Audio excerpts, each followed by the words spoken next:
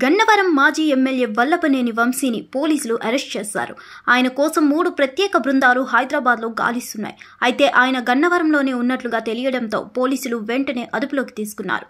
Police స్టేషన్కు తరలించారు. Gannavaram TDP ఆఫీస్పై దాడి కేసులో వంశీ నిందితుడిగా ఉన్నారు. గత ఏడాది ఫిబ్రవరి 20వ తేదీన గన్నవరంలోని టీడీపీ ఆఫీస్పై వైసీపీ కార్యకర్తలు దాడులు చేశారు. కార్యాలయాన్ని ధ్వంసం చేయడంతో పాటు కొన్ని కార్లను తగులబెట్టారు. ఆ ఘటన సమయంలో తీవ్ర ఉద్రిక్తతలు ఏర్పడ్డాయి. దాడికి పాల్పడిన వారంతా వల్లభనేని వంశీ అనుచరులే. దాడిని ఆయనే పర్యవేక్షించారన్న ఆరోపణలు వచ్చాయి. అయితే అప్పట్లో పోలీసులు టీడీపీ కార్యకర్తలపైనే కేసులు పెట్టారు. టీడీపీ నేత పట్టాభిరామ్ను కూడా అరెస్ట్ చేశారు. ప్రభుత్వం మారిన తర్వాత కృష్ణా జిల్లాకు ఎస్పీగా వచ్చిన గంగాధర్రావు ఈ కేసు విషయంలో ప్రత్యేక దృష్టి పెట్టారు. గన్నవరం టీడీపీ ఆఫీస్పై దాడి వ్యవహారంలో సీసీ ఫుటేజ్ ఆధారంగా నిందితులపై కేసు పెట్టి అరెస్ట్ చేయడం ప్రారంభించారు.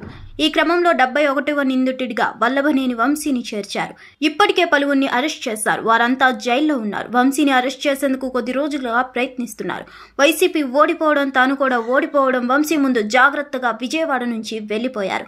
ఆయన అమెరికాలో ఆశ్రయం కోసం ఇప్పటికే ఏర్పాట్లు చేసుకున్నట్లుగా గతంలో ప్రచారం జరిగింది. వంశీ అమెరికా వెళ్లిపోయారని పోలీసులు అనుకున్నారు. కానీ ఆయన హైదరాబాద్ నుంచి గన్నవరం వస్తున్నట్లుగా తెలియడంతో నిఘా పెట్టారు. గన్నవరంలోని వంశీ ఇంటికి సమీపంలోనే ఆయన్ను గుర్తించి అరెస్ట్ చేశారు. వెంటనే గన్నవరం పోలీస్ స్టేషన్కు తరలించారు. వైద్య పరీక్షలు నిర్వహించి ఆయన్ను కోర్టుకు తరలించే అవకాశం ఉంది. ఆయనపై ఇంకా పలు రకాల ఫిర్యాదులు వివిధ పోలీస్ స్టేషన్లో నమోదై ఉన్నాయి. వాటిపై కూడా పోలీసులు చర్యలు తీసుకునే అవకాశాలు ఉన్నాయి.